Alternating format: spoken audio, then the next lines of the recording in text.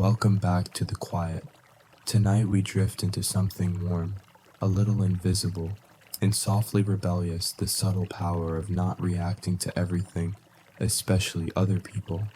You're not escaping, you're just gently walking sideways, like a cat choosing not to attend an argument it could easily win. You're back in this soft, slow place again. Maybe you've brushed your teeth, maybe you forgot. It's okay, your pillow won't know. All that matters now is that you're here, and your breath is moving like a sleepy tide. So before we settle in, take a second to tap, like, or even subscribe, only if this quiet space feels like home to you. And tell me, where in the world are you listening from tonight, and what time is it there? Now ease off the brightness, maybe let a soft breeze hum in the background, and let's wander gently into tonight's story together. You walk barefoot across the temple courtyard. It's just before dawn. The stone is still cool beneath your feet, and mist curls around your ankles like old incense smoke still searching for a shrine. Somewhere, a monk's bell rings once low, round, and deliberate. You're not really awake, not fully dreaming either, but you're here, and that's enough. In this place, silence has a weight. It's not emptiness, it's density without sharpness. Every sound is chosen, every step is part of a ritual nobody forces. And this morning, you're being asked to do something strange. Ignore, not resist, not suppress, just ignore. The world's noise, its opinions, its invitations to be outraged, admired, or involved, they're here. But you're drifting quietly through them, like a reed on a river that never stops to argue with the current.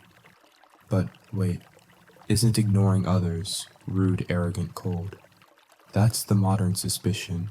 We're taught that to be virtuous, we must always be engaged, always raising awareness, speaking up, responding, defending our dignity like it's a limited edition NFT that could be stolen. And yet, in Buddhist traditions, especially early Theravada, one of the most powerful acts of presence is absence, the refusal to be pulled into what does not nourish. You walk past a small group of travelers in the outer courtyard. They're talking loudly about politics, prices, predictions. They want the world to make sense. They want you to join the debate. But here's the gate. It's open. It doesn't swing. It doesn't close. It just waits for you to walk through without explanation. This is the gate of soft resistance. You enter by not entering.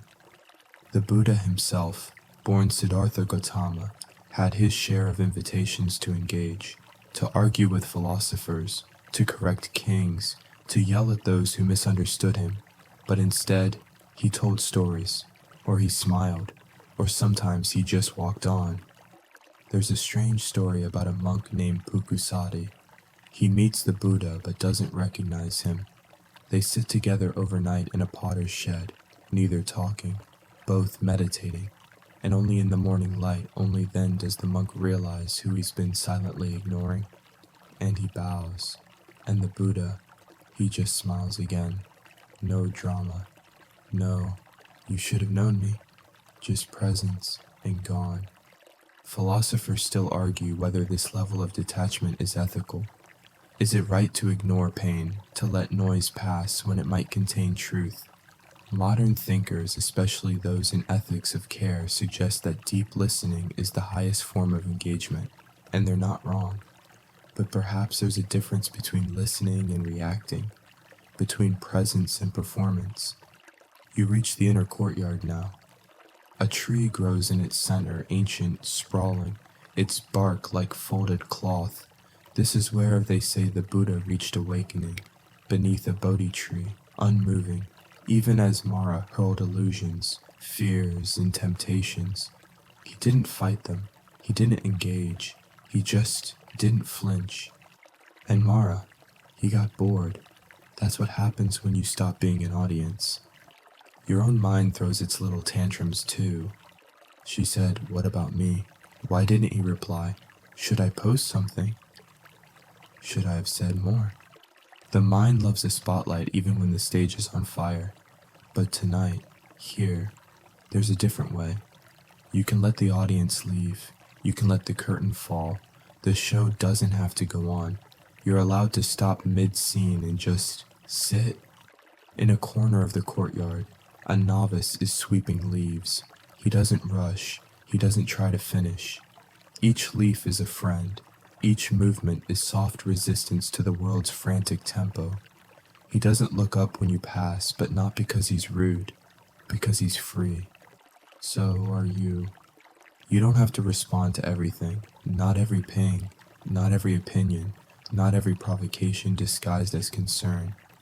This is the secret that doesn't get printed on mugs or wellness apps, that your attention is sacred, that ignoring isn't rejection, it's devotion. Devotion to stillness, to clarity, to the quiet whisper beneath all the shouting. You rest your hand on the warm wood of the temple door. It doesn't push back. It doesn't ask for ID. It just opens. And behind it, more silence, more space. You don't owe the world your reaction, but you might just owe yourself your peace. Mist settles over your shoulders like a shawl woven from breath and time.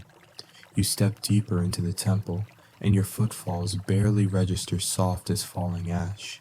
But then, there it is again, that whisper, the one you thought you left outside the gate. It's not your voice. It's everyone else's. Shouldn't you be doing more? Don't you care what they think? Why are you so quiet? The voices follow, like polite ghosts tugging at your sleeve. They don't shout. Not always. Sometimes they coo, sometimes they flatter. They can sound like friends, or articles, or that very sincere post from someone who has never stopped talking long enough to hear their own heartbeat. You're surrounded by whispers that want you to believe they're urgent. But Buddhist wisdom knows something different. The world doesn't shout, not really. The shouting is what we add. It's the mind that amplifies, filters, distorts. Buddhist psychology has a lovely term for this papanka. It means proliferation, mental noise, elaboration, spinning stories that grow legs and drama and entire soundtracks in your head. One comment becomes a conspiracy. One sideways glance becomes a story arc. In other words, the world starts whispering too loud, not because it's louder, but because you're leaning in too close. So tonight, you lean back. You imagine sitting in a mountain hermitage, high above the villages and their opinions. There's a little stream, a pine tree that bends with the wind, and you, wrapped in a faded robe, smiling at a cloud that doesn't need your thoughts to keep floating. In Buddhist practice, one of the Eightfold Paths spokes is right mindfulness, not just paying attention, but paying attention wisely. You notice what arises, but you don't need to chase it. Noticing doesn't mean chasing. Listening doesn't mean obeying. Hearing the whispers doesn't mean turning them into your gods. Still, the temptation is there. We're social creatures. Evolution wrapped our brains in layers of Velcro so other people's thoughts stick. You might even feel guilty for not responding, as if silence makes you complicit, or worse, irrelevant. But here's the soft rebellion of what if you're not here to be relevant? What if you're here to be real? Take the story of Vimalakirti. He was a lay practitioner, a householder, not a monk who understood emptiness so deeply that the Buddha himself sent his best disciples to learn from him. But when they arrived, Vimalakirti greeted them with silence. That's it, not a speech, not a sermon, a profound, eloquent, boundless silence. A silence that said, I'm not ignoring you because I don't care. I'm ignoring the illusion you think you are. Scholars still debate what that silence meant. Was it a technique? A paradox? A prank? Modern thinkers like Thich Nhat Hanh suggest it's an act of deep presence, what he calls interbeing. When you recognize everything is connected, you stop needing to argue with any one part. You just breathe with it all, even the parts you'd rather mute. And yet, back in your daily life, people don't like being unresponded to. You probably don't either. Try it sometime. Be quiet during a conversation. Don't nod, don't smile, just breathe. Watch how quickly people fill the space. Watch how discomfort grows where silence blooms. Why? Because we've come to fear unspoken space. We think it means something's wrong. We think someone's being ignored, disrespected, excluded. But Buddhist thought flips that. Sometimes silence is the highest form of respect. It means you're willing to let someone be without trying to control, correct, or classify them. Imagine that. What would your day feel like if you stopped correcting people in your head? If you stopped crafting clever rebuttals during someone else's monologue? If you let opinions pass like birds, not pets, not pests, just passing presences in your sky? Right now, outside your window, there are probably 10 conversations you're not part of. A neighbor muttering on a phone, a cat debating whether to knock something over, someone online saying something you totally disagree with if you were paying attention. But you're not. And look at you alive, whole, untouched by the storm you didn't enter. One ancient Zen story tells of a master named Bankei.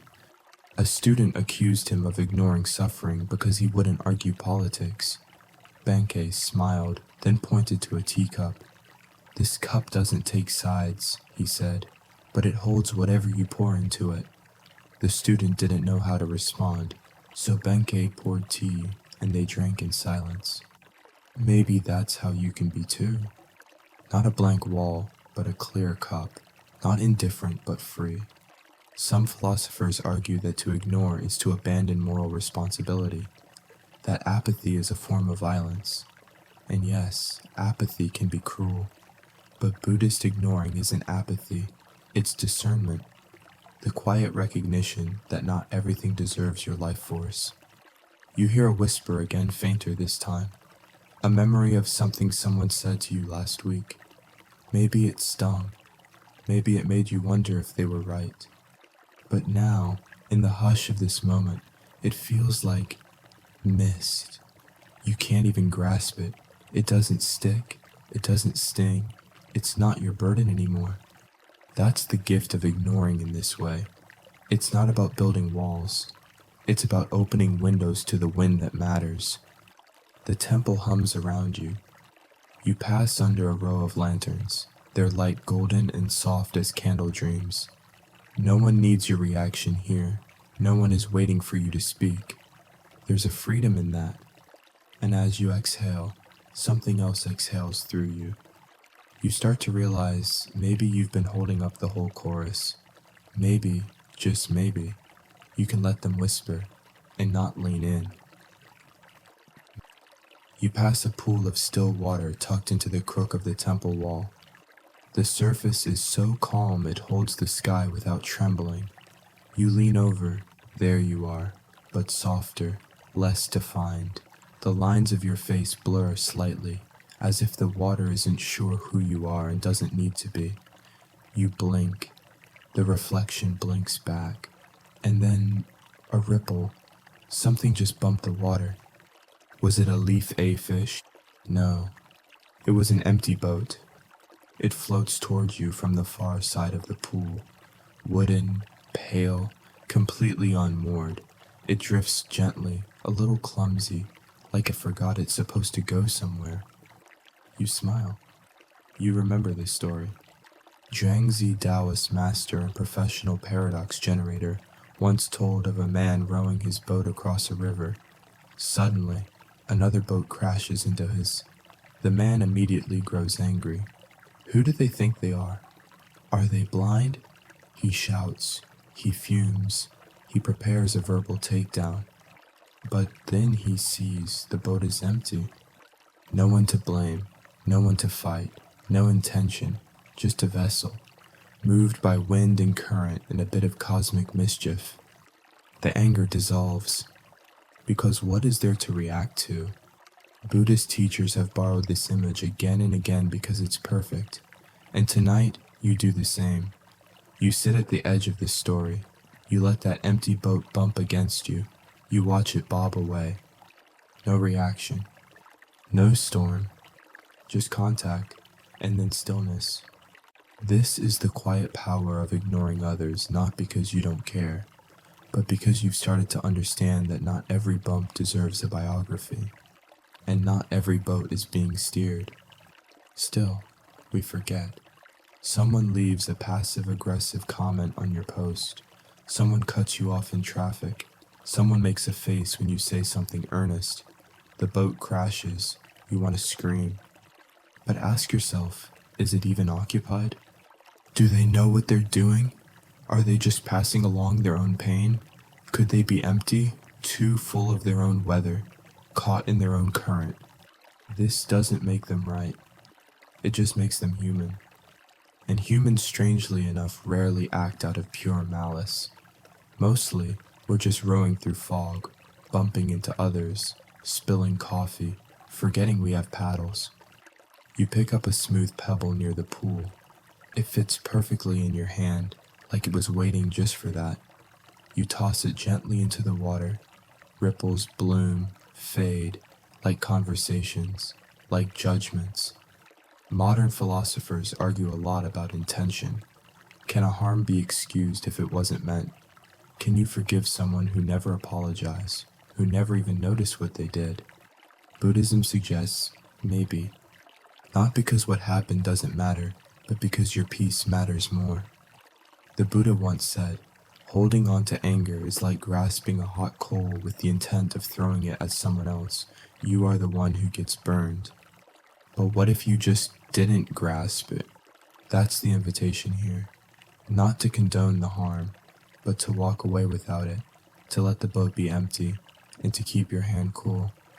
There's a lesser-known Buddhist tale about a monk who had a particularly grumpy goat. This goat would nudge, bleat, bite the sleeves of visitors. One day, a traveler scolded the monk for keeping such an unruly animal. The monk bowed and said, "Ah, yes, he is my teacher of patience, and a very generous one." Some scholars now wonder if the goat even existed or if it was a metaphor. Others wonder why a monk would keep something disruptive near the temple at all. But the deeper teaching, you don't always choose the boat that bumps you, but you'll always choose what floats inside your heart afterward. You breathe out slowly. You look at your own life. How many arguments are you still rowing long after the crash? How many insults still echo like phantom ripples? Tonight, you imagine each bump as a boat you no longer board. You don't try to steer it. You don't decorate it with justifications. You don't shout across the water, demanding closure. You just let it float. This might be the strangest kind of strength non-reactivity. And it's not passivity. It's clarity. A refusal to add extra motion to what was already brief. The philosopher Epictetus, yes, we're borrowing from the Stoics for a second, once said, "We are not disturbed by things, but by the views we take of things." And Buddhist thought would mostly agree. You watch another leaf fall into the pool. You don't name it. You don't judge its angle. You just observe. This is Vipassana insight meditation. It teaches you to see things as they are, without commentary, without attaching a plotline. It's not always easy, but it's always possible. And the longer you sit by the pool, the less you need to name what floats across it. You're no longer the commentator. You're just the sky reflected in still water. No reaction. No judgment. Just being. And isn't that the quietest kind of joy? You follow a stone path now, winding gently through the cloister gardens. Around you, blossoms are beginning to open, not with drama, not with neon declarations, but slowly, sleepily, like they're remembering who they are. A single bee hums past. You don't react. You just watch it drift by, as if it, too, has learned the way of the empty boat. Then, from somewhere behind the moss-covered wall, you hear a noise. Laughter. Not malicious, just loud, earthy, the kind that bubbles from someone completely unaware of how far their voice carries. You peek around the edge and see them, a cluster of monks gathered near the market gate. not in saffron robes, but in worn cotton and bare feet, each holding a small satchel of fruit. They're bartering, not fiercely, not competitively, just gently negotiating with a mango seller who looks like she's been up since before the moon gave up. One monk bites into his mango too soon, winces and laughs. Another offers him hers.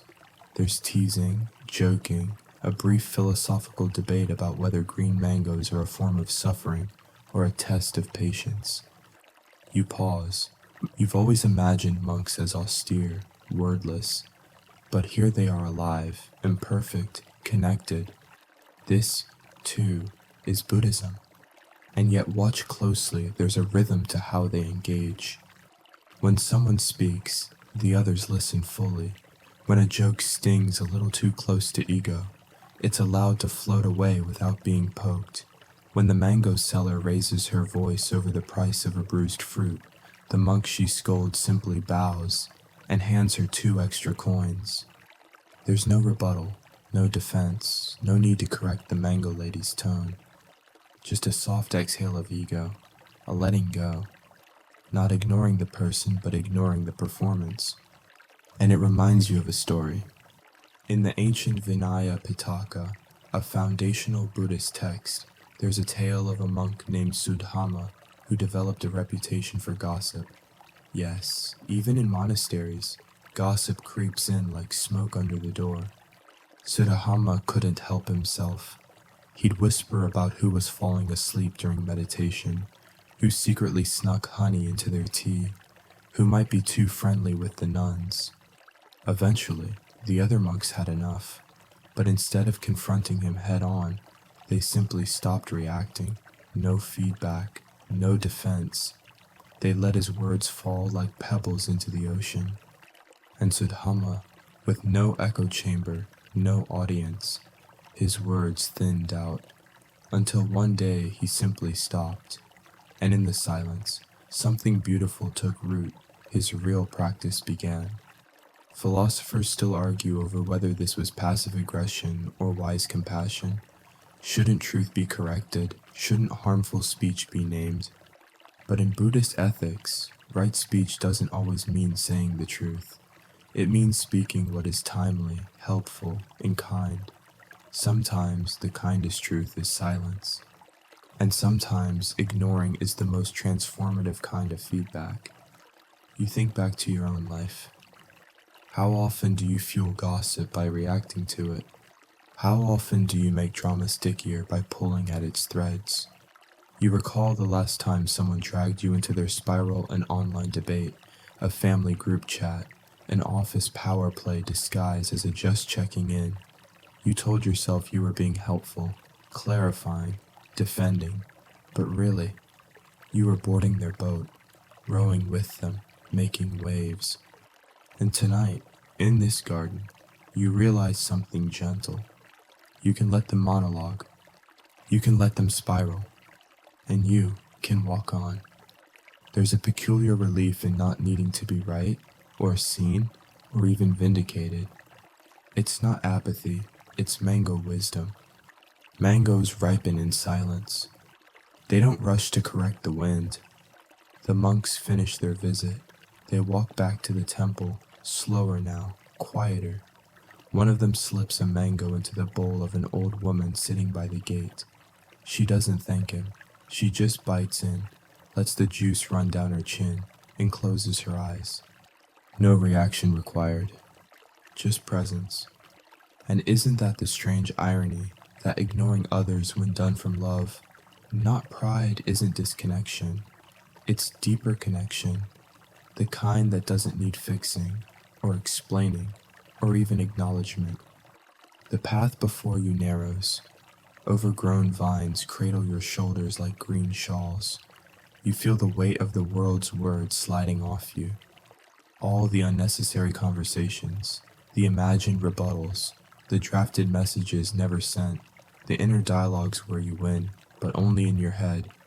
You set them down, right here, next to an unripened mango that doesn't mind being ignored. You don't need to react to everything. You don't need to finish every conversation. You don't even need to clarify your silence. You are allowed to be like the monks, like the mango, ripening quietly. You duck under a low beam and step into a quiet courtyard where the sun only reaches in long, lazy fingers. There's a patch of earth here, raked smooth, a single stone set carefully at its center. Around the edges, small pots sit herbs, flowers, a baby fig tree in no hurry to grow. Everything here is deliberate, everything quiet. And yet, under that stillness, something pulses, not loudly, but insistently, like a rhythm you can't hear, but your bones somehow notice. It's desire, not craving for food or fame or even mangoes, but attention, recognition. You feel it sometimes, a flicker of frustration when your message is left unread, a little spike of annoyance when someone else gets the credit, that subtle tightening in the chest when a story you shared falls flat, or worse, is ignored. It's okay. You're human. Even in a Buddhist monastery, monks admit to these quiet aches. And that's where this section lives, in the soft territory between presence and performance. Because what you feed grows. It's an old Buddhist insight, where you place your attention, your energy, your care, that's what blooms, like a garden, like gossip, like ego. There's a teaching known as the two wolves, often wrongly attributed to Native American folklore, but echoing universal wisdom. One wolf is anger, jealousy, greed. The other is kindness, compassion, stillness. Which one wins, the story goes? The one you feed. Buddhists might phrase it differently. The seeds you water become your world. And if you keep watering the world's noise, checking, scrolling, arguing, defending, guess what takes root? More noise. So tonight, you ignore the shouting plants. You sit with the quiet ones. You remember a little-known Zen tale of a monk named Shinzen who refused to speak for 40 days after overhearing two students argue about the meaning of enlightenment, not because he was protesting, not because he was disgusted, but because he could feel his own ego wanting to join in, to be the one who knew. So he chose silence. And for 40 days, he swept the courtyard, lit incense, and refused to water that wolf. His students were baffled. "Master, what are you doing?" they asked. He finally spoke, "Just once I am gardening." Some scholars argue whether the story is even real, or just a parable created to inspire monks who talk too much. But even if it's fiction, it plants something real. You begin to notice what you're feeding. That small satisfaction when someone likes your thought, the inner applause when you win a comment section, the slightly disappointed sigh when no one replies to a heartfelt message. You didn't mean to feed it, but it grows anyway. Buddhist texts call this tanha craving, not always dramatic. Sometimes it's subtle, the craving to be heard, to be seen, to be responded to. It's not evil, but it's exhausting.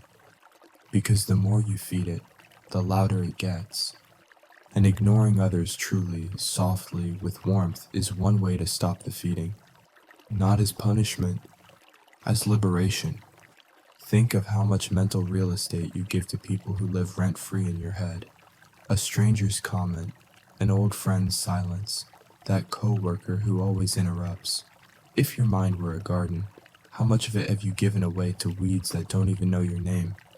You walk now to a shaded bench, carved from stone, still warm from the sun's earlier visit. You sit, you breathe, and you let yourself feel the craving, just a little. Not to fight it, but to notice it.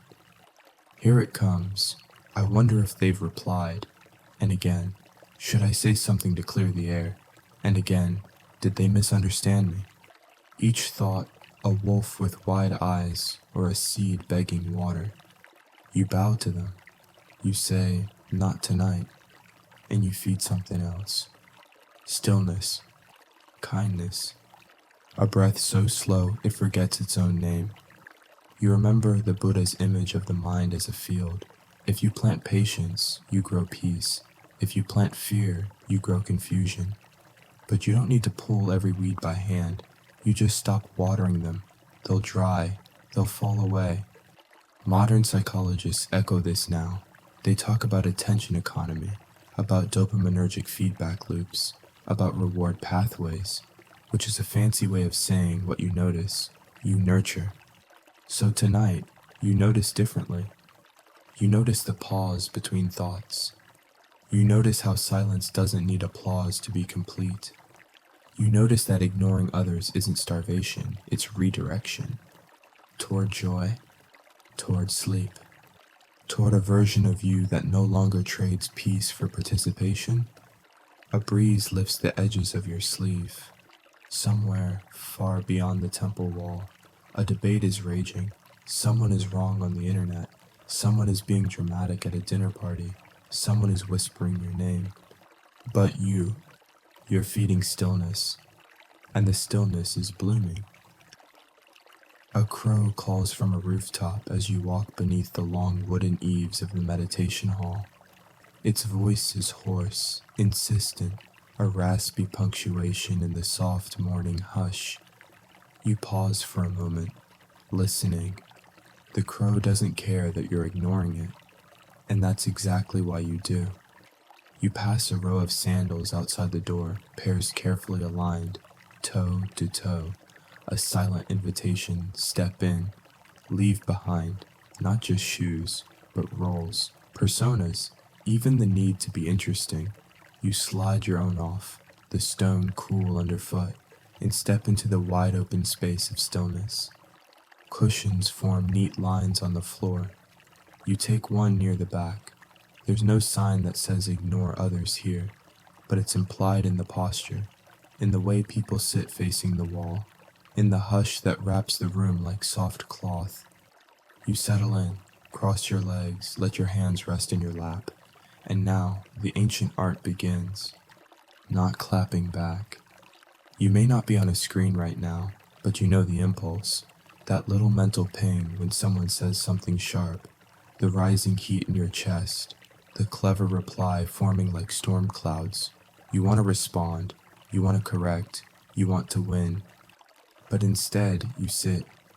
The Buddha taught right speech as one of the pillars of the Eightfold Path, not just what to say, but when and why. Words should be true, helpful, timely, and spoken with loving kindness. But nowhere in that list is satisfying. Nowhere is getting the last word. And here's the radical part. Sometimes the most right speech is no speech. You shift slightly. The cushion whispers beneath you. A memory surfaces something someone said to you last month. You didn't respond then, but oh, how your brain has been composing responses ever since. Long imaginary speeches in the shower, quiet retorts while folding laundry, the invisible courtroom in your skull, and you always win. But tonight, you ask, what would it feel like to let the whole case dissolve? To not clap back, not because you lost, but because you no longer need the applause. There's an old Jataka tale, the stories of the Buddha's past lives, that tells of a turtle and two swans. The swans offer to carry the turtle between them on a stick, so he can see the world from the sky. But there's a catch: he must stay silent, or he'll fall. The turtle agrees. They take off, wind in their feathers, the world below sparkling like a bowl of water. But then, a crowd below points and laughs. What a strange sight, a turtle in the sky. The turtle can't resist. He opens his mouth to shout back, and falls. The moral silence isn't weakness. Sometimes it's survival. Philosophers today still debate the ethics of silence. Is it complicity? Does not responding mean you agree? Shouldn't we speak up? The answer depends. But Buddhist silence isn't avoidance. It's awareness. It's a deliberate turning inward, not a cowardly fleeing. It's knowing which fires burn out faster when you stop adding wood. You breathe in, slow. Feel the breath reach your belly. The room around you remains still. One monk coughs softly, another shifts her shoulders. No one reacts. Everyone is practicing. Outside, the crow caws again, and this time it sounds almost contemplative. You think of your own digital monastery, the group chats, the comment sections, the workplace threads where conflict flickers like static electricity. How often do you jump in, not because it helps, but because silence feels like surrender? But now, something quieter stirs in you. You start to wonder, what if you trusted silence more? What if you believed that not responding was sometimes the braver thing? The philosopher Ludwig Wittgenstein, curious, cagey, notoriously cryptic, once ended his masterwork by saying, "Whereof one cannot speak, thereof one must be silent." Scholars have interpreted that line every which way. Some say it's about logic, others say it's a spiritual koan in disguise. But you take it tonight as permission to stop explaining, to let the unsaid be enough, to give up the tiny trophy of being right. You notice how the silence doesn't ask you to win. It just asks you to stay, and it holds you as you breathe. Breathe in all the words you almost said. Breathe out all the reactions you don't need to perform. This isn't easy. We live in a world that rewards quick replies, hot takes, instant rebuttals, and yet, here in this meditation hall, you find the opposite: value in stillness, dignity in restraint. A scholar once asked a Tibetan monk, "How do you keep from getting angry when people insult you?" The monk laughed gently and replied, "That's their karma, not mine." You think of that, their karma, not mine. You tuck it into your breath, like a soft pebble in your pocket. The silence thickens now, not like fog, but like honey, rich, slow, golden. It coats your inner noise, slows the racing, softens the spiky need to reply. And in its place, a question arises. What do you gain when you don't react? Sometimes just maybe you gain yourself. You walk slowly now, as though each step erases a little more of the day behind you. The wind has settled into a hush. The trees hold their breath. Even the shadows have softened at the edges. You find yourself in a small open-air corridor with the wooden railings and moss between the floorboards. And suddenly, you remember something that stung. An insult, thrown at you once, not even recently, but it lingered. It was sharp, casual, and delivered with that maddening tone that said, "I'm just being honest." You smiled at the time, maybe even nodded, but later, you replayed it like a scene from a movie where your character forgot their lines. Buddhist teachings know this feeling intimately. They call it the second arrow. The first arrow is what happens to you, the insult, the bad day, the disappointment. The second arrow is what you do to yourself afterward, how you twist it in deeper with thoughts, reactions, stories. You shoot the second one yourself. So tonight, you put down the bow. You remember how the Buddha described it when touched by a feeling of pain. The uninstructed person sorrows, grieves, laments, beats his breast, becomes distraught. He feels two pains, physical and mental, as if he were shot once and then again by himself. But the wise person feels the first pain and then lets it go. You pause by the railing. There's a spider spinning its web, strand by gossamer strand. It doesn't seem stressed. It doesn't rehearse. It doesn't stop to consider whether the world will appreciate the symmetry. It just spins. This, too, is a kind of wisdom. To build your peace quietly, while ignoring the flies buzzing around your past. You think again of that insult, or maybe it was a rejection, a cold shoulder, a laugh that felt like a slap. Whatever it was, it hit you, but then you hit you again. You remember the conversation over and over. You dissect their tone. You wonder what you should have said. You imagine comebacks, mic drops, vindication. But in all of that, who are you really hurting? The Buddhist answer is always the same, you. So, you choose differently now. You let the first arrow fall and refuse to fire the second. There's a story in the Dhammapada, short, poetic verses said to be spoken by the Buddha that goes like this. A man follows the Buddha, yelling at him, insulting him for days. The Buddha says nothing. Finally, the man asks, "Why do you ignore me?" And the Buddha replies, "If someone offers you a gift and you do not accept it, to whom does it belong?" The man is stunned because, of course, it still belongs to the giver. Your attention is the acceptance.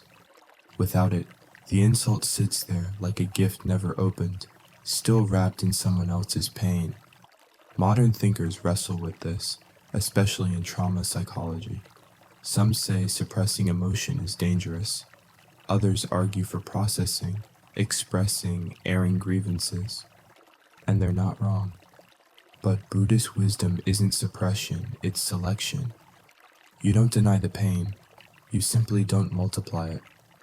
You think of your own life, how many second arrows you've fired. The friend who forgot your birthday and you built a whole mythos around it. The coworker who interrupted you and you restructured your self-worth. The parent who was distant and you turned it into a lifelong echo. Each one an arrow, but the second, that's yours. And tonight, you place the bow gently at your feet. You look up. The stars have begun to reveal themselves, slowly, like shy guests at a quiet party. One by one, they arrive, not to impress, just to be. You sit on the steps. You imagine each star as a moment you could have reacted to, but didn't. The time you let a rude comment slide without defense. The time you watched someone spiral and chose not to climb in. The time you heard your name mispronounced and smiled anyway. These aren't losses, these are constellations of peace. You run a finger across the wooden railing. It's warm from the memory of sunlight, solid beneath your hand. There's a quiet joy in knowing you don't have to chase every injustice.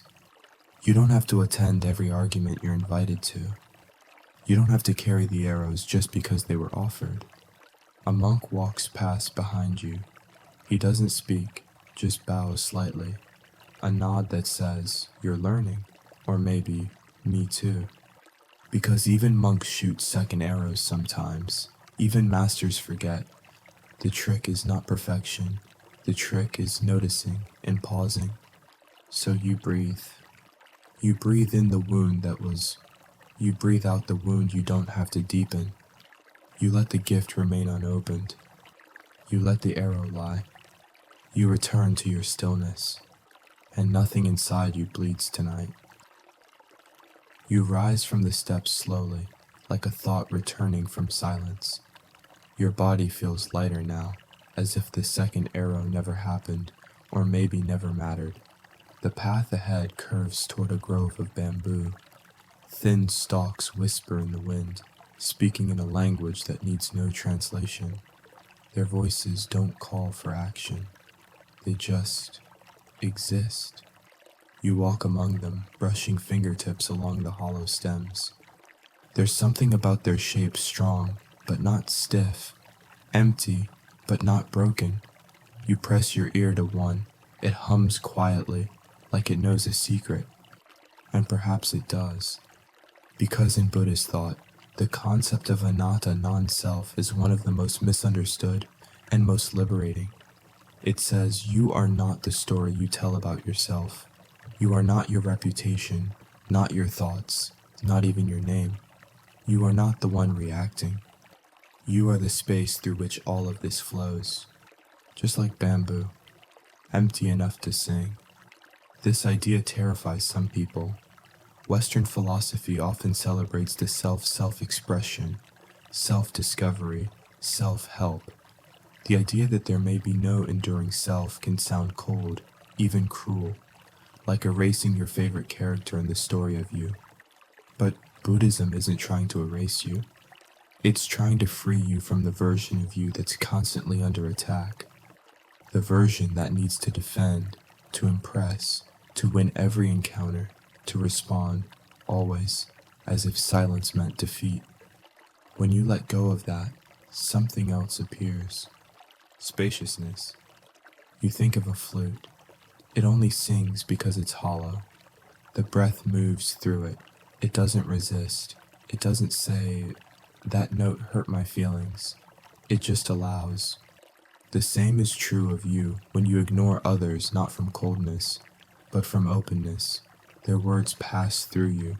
Their judgments, like wind. You don't trap them inside your identity. You don't spin them into stories. You just let them pass. This is not numbness, it's clarity. And it's ancient. There's a legend of a monk who spent 10 years in silence, meditating in the hills. One day, a curious traveler climbed up to challenge him. "If you're so wise," the man said, "prove it. Say something." The monk didn't speak. The man pressed further. "You ignore me because you have no answer." The monk finally said, "No, I ignore you because your question was not addressed to truth, but to ego." The traveler left confused, maybe even angry. But the monk, he returned to silence like a bird returning to its nest. Scholars wonder if this story is meant to elevate the monk or shame the traveler, but maybe it's about the flute, about letting your own inner air be used only when it serves harmony, not reaction. You pause beneath an arching stalk of bamboo. The wind catches it just right, and it sways in a wide arc, like it's bowing to you, or maybe to itself. You don't need to know. You just need to stay empty enough to let it happen. In daily life, we're taught to stand up for ourselves, to speak our truth. And these are good things until the self we're defending becomes a fortress, and we spend our days manning its walls, watching for attack. But Buddhist ignoring isn't cowardice, it's surrender of the unnecessary. You think of your inbox, your mentions, your group chats, the little spikes of reaction when someone questions your choice, your phrasing, your silence. Each one, a note trying to pull you out of tune. But tonight, you are a flute. You are bamboo. You are empty in the best way. And from that emptiness, music happens. Not because you force it, but because you stop trying so hard to be the one who plays, and let the breath move through you. You remember something a teacher once said, not a monk, just a quiet person with a quiet life. Every time you ignore something that doesn't nourish you, you become more receptive to what does. It stuck with you. Because they didn't say, be passive. They said, be receptive. And those are not the same. You're not shutting out the world. You're choosing what enters your stillness. You're selecting the notes worth playing. You're letting others have their opinions without making them your burden. The bamboo sways again. It doesn't push back. It just moves. It just breathes. It just is. And so are you. The path grows thinner beneath your feet now, winding like a lazy thought through the dense hush of the temple grove. A few lanterns flicker gently along the way, not for light, really, but for rhythm. Their golden glow doesn't push back the dark.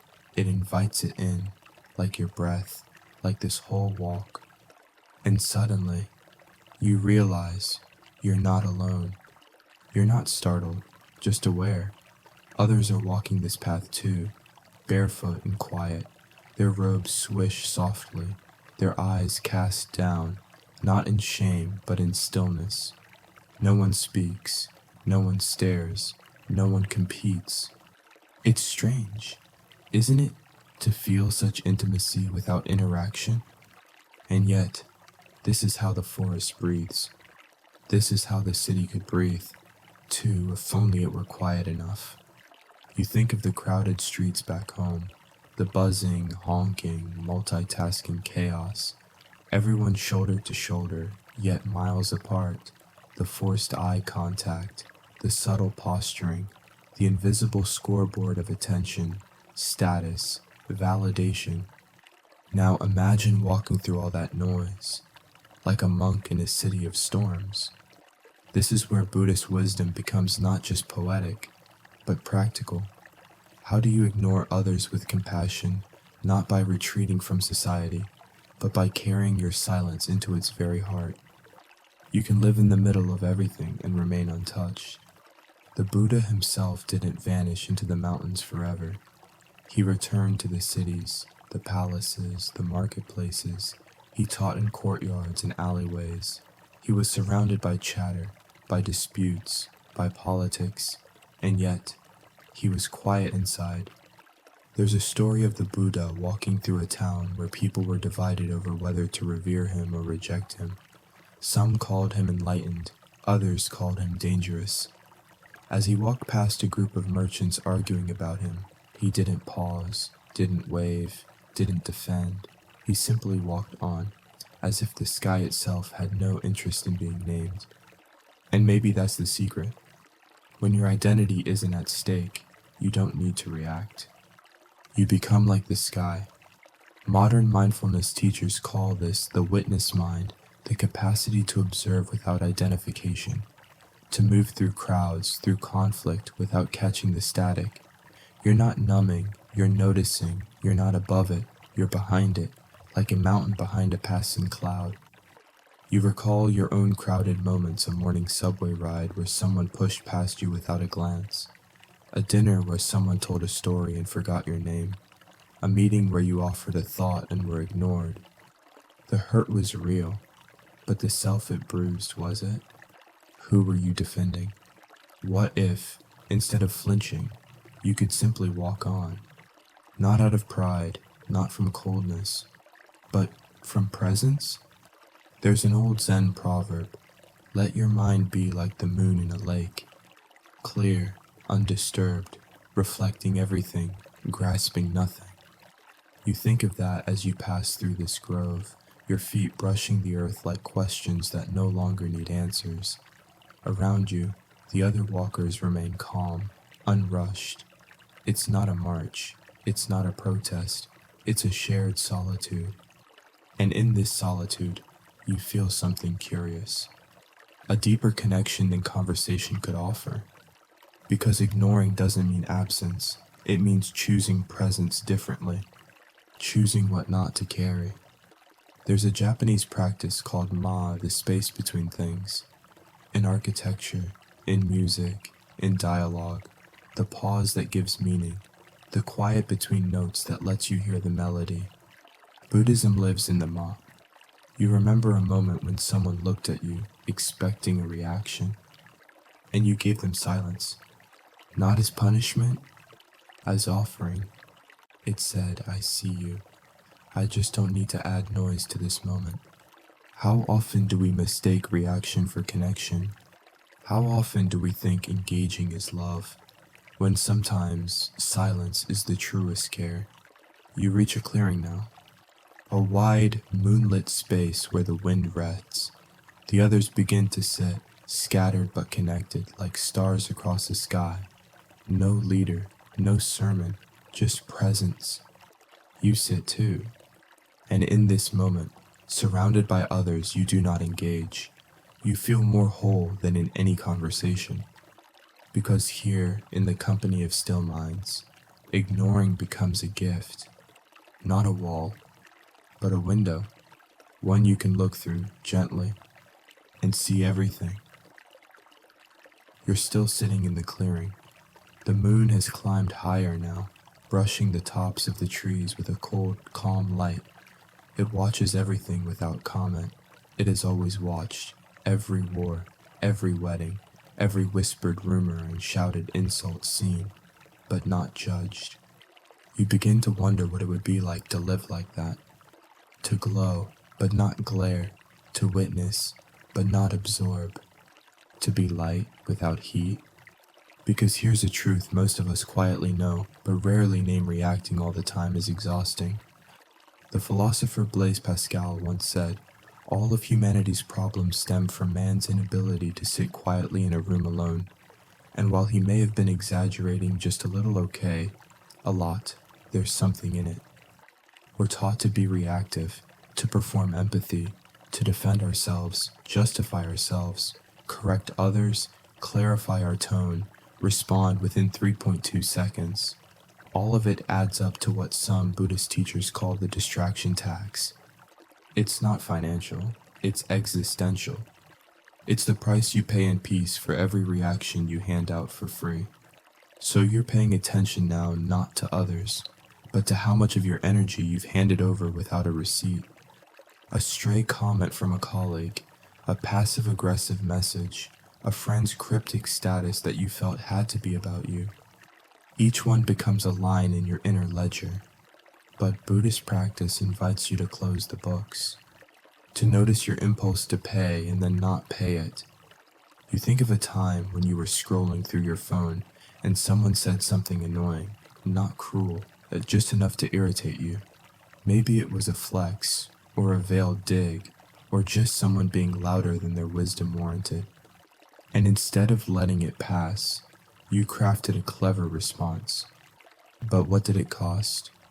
Maybe 5 minutes, maybe an hour of emotional rehashing, maybe a whole afternoon of imaginary conversations where you defended your position to someone who wasn't even listening anymore.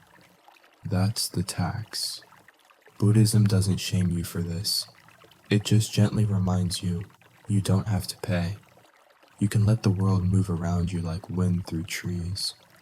There's a story in the Majjhima Nikaya, one of the core Buddhist texts, where a monk asks the Buddha how to deal with insults. The Buddha says if someone brings you a gift and you do not accept it, does it still belong to them? The monk nods. Then, says the Buddha, so too with anger and criticism.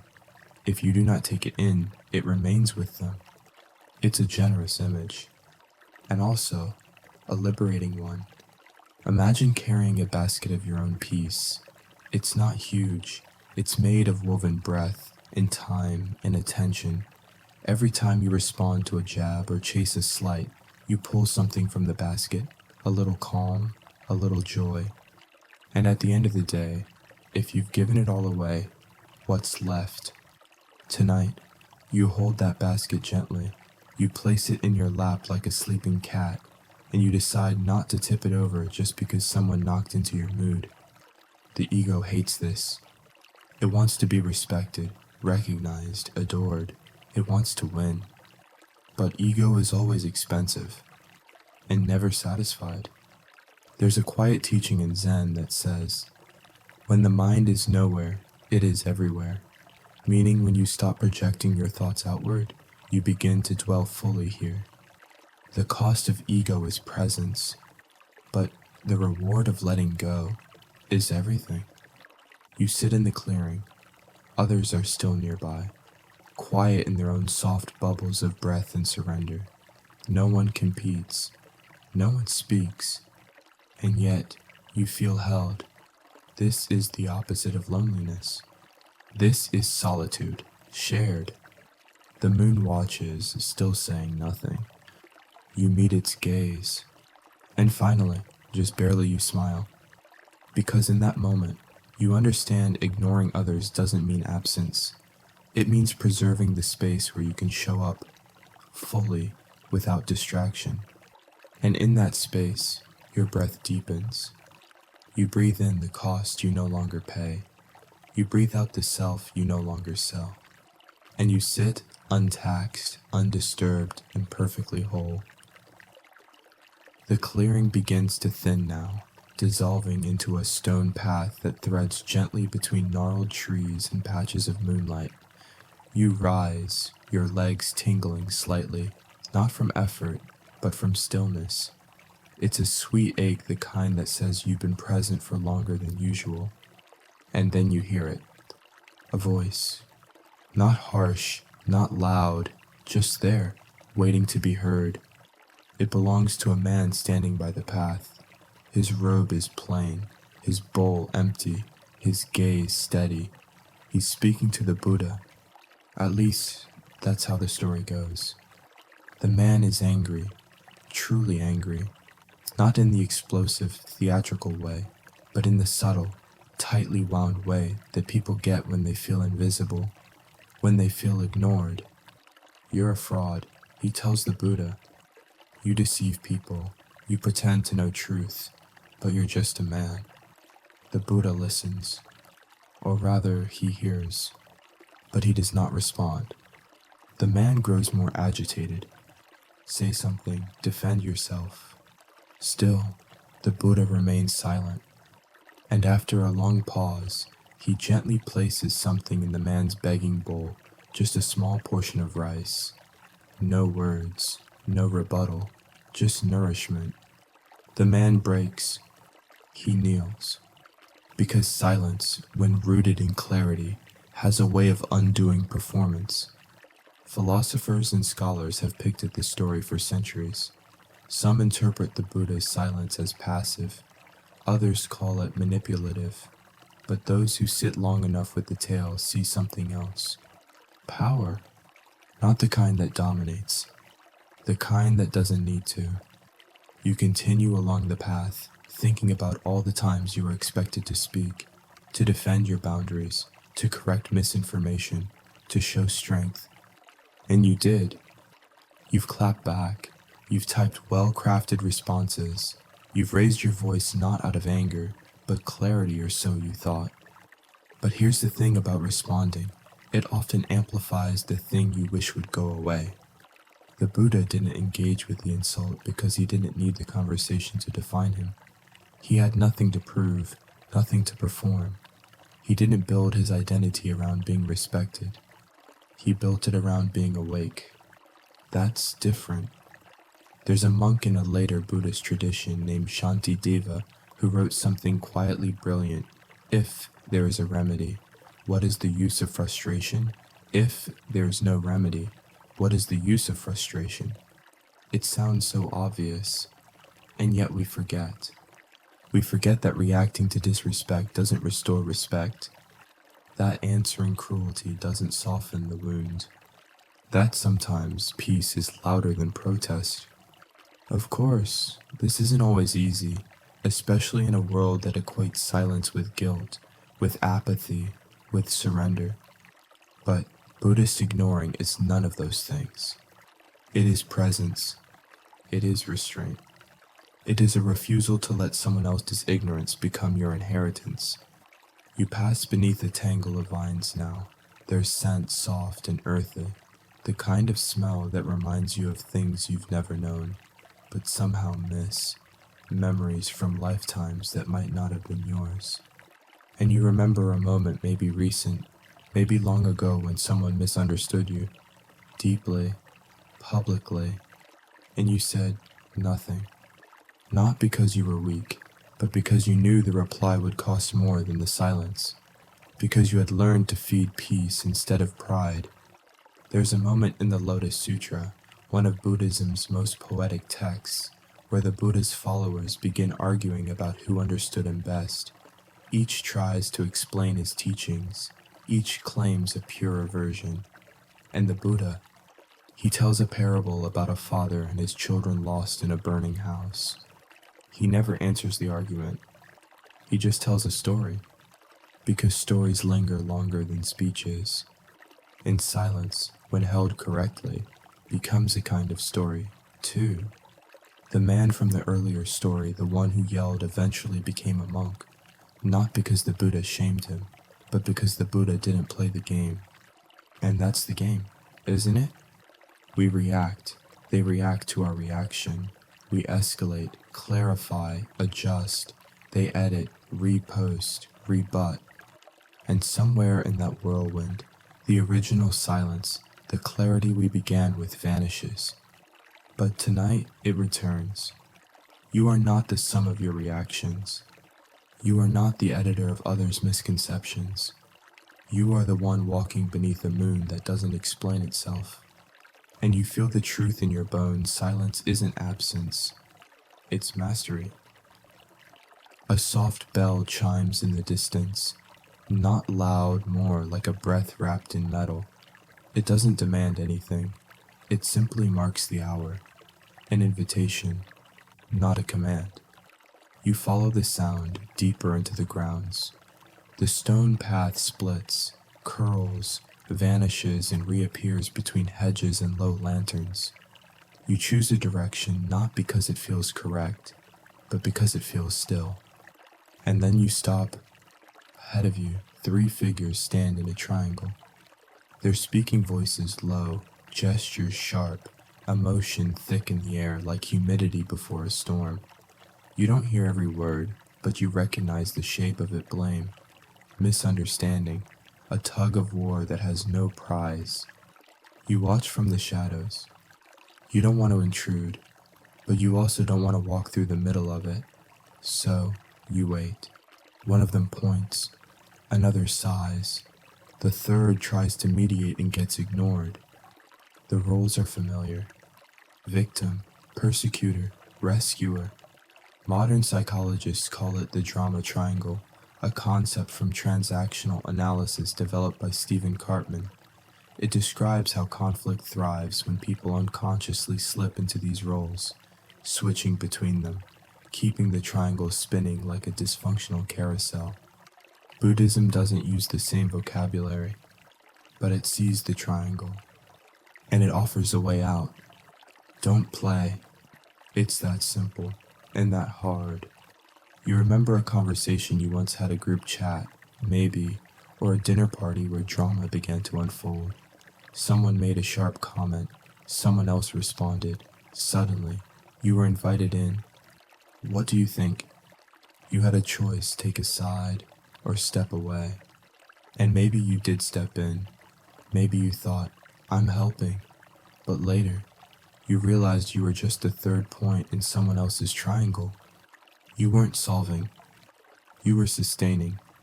Tonight, you don't step in. You stay in the shadow of the hedge, not hiding, observing, not cold, clear. This, too, is a kind of compassion, because ignoring others doesn't always mean withdrawing from their pain. It can mean refusing to keep their drama alive by becoming part of its choreography.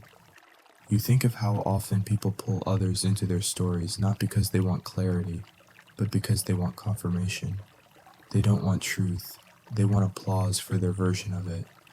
And that applause, it feeds the triangle. It sharpens the angles. It keeps everyone dancing long after the music should have ended. You watch the 3 figures in front of you. Slowly, one walks away. The energy shifts. The triangle dissolves. The air softens. Not because it was resolved, but because someone stepped out of the script. That can be you. Maybe that already is you. There's a parable from Buddhist folklore about a prince who left his kingdom after seeing the suffering of his people. He was expected to lead, to rule, to continue the family legacy.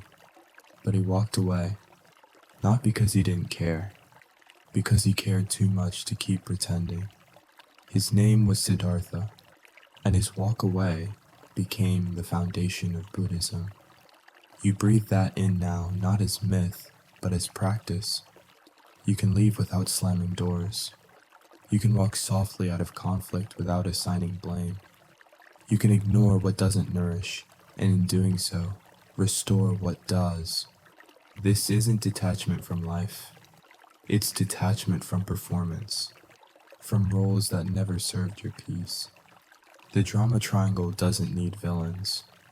It just needs participants. And when you stop participating, the whole thing folds like paper in the rain. You step back onto the path. The figures behind you fade. Ahead, the bell chimes again once. You walk toward it, not because it's better there, but because it's quieter, because the person you are in that direction doesn't need to explain, or correct, or rescue, or win. They just need to walk, and listen, and be. And tonight, you are that person. You are the open space where the triangle used to be, and nothing sharp remains. The path leads you to a low building with sliding wooden doors. A single candle burns near the entrance, flickering slightly, as if it's waiting for you to make a decision. You slide the door open and step into a room filled with cushions and the scent of sandalwood. The space feels alive, not with noise, but with attention. People are meditating, not alone, but together. And it's not silent. Someone coughs, someone shifts, a stomach gurgles, a sleeve rustles in the corner. A bird lands on the open window ledge and begins chirping like it didn't read the sign about mindfulness. But no one flinches. No one shushes. This is the strange paradox of Buddhist practice. You can meditate in a room full of people talking and still find silence. Because silence isn't the absence of sound. It's the absence of reaction. You find a place near the back and lower yourself onto the mat. Your knees protest slightly perhaps from all this wisdom. You smile. Even the body resists stillness sometimes. You settle in, close your eyes, and listen. At first, it's chaos. Thoughts leap up like children just released for recess. They point at the bird. They replay an old email. They start crafting a text message. They wonder if someone behind you is judging your posture. But then something shifts. You let the thoughts speak, and you ignore them. Not by force, by choice. Like hearing someone call your name in a crowded store, but knowing they're not calling for you. This is samatha, calm abiding, a meditative practice that doesn't involve suppressing thought, but loosening its grip. You breathe in, you breathe out. You don't correct the noise. You don't shush the thoughts. You simply sit beneath them, like a mountain beneath passing clouds. There's an old tale about a monk whose temple was next to a raucous village. Loud music, drunken laughter, clanging pots. The monk's students asked how he could meditate. He said, "I do not meditate without noise. I meditate with it." This is the art. Not finding a perfectly quiet world, but finding the quiet within the world you're already in. It's the same when ignoring others. You don't need to escape the world's opinions. You just need to stop treating them like gospel. You remember a conversation you overheard last week, two people discussing someone you both knew. The words were sharp, even elegant in their cruelty. For a moment, you felt tempted to join in, or to defend, or to correct. But you didn't. You let their noise be their practice, not yours. And that was your meditation. Philosophers sometimes talk about epistemic humility, the idea that you don't know everything, and probably never will, that the world is larger than your interpretations. And when that insight lands, something magical happens. You stop needing to respond, because you realize you don't know enough to judge.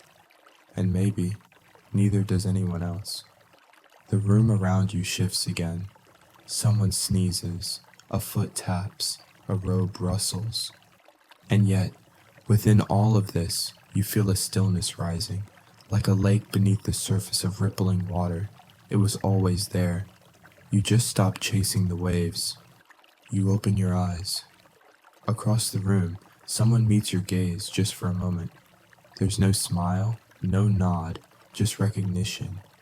The kind that says I'm ignoring things too. And for a second, you feel less alone. Because ignoring doesn't mean isolation. It means discernment. You can sit among the noise without becoming it. You can witness the world's frantic gestures and choose not to mirror them. There's a phrase in Zen, the noisy mind is like a barking dog. You don't need to bark back. You breathe. You let the dog bark. You let the bird sing. You let the world unfold. And you stay seated. Still.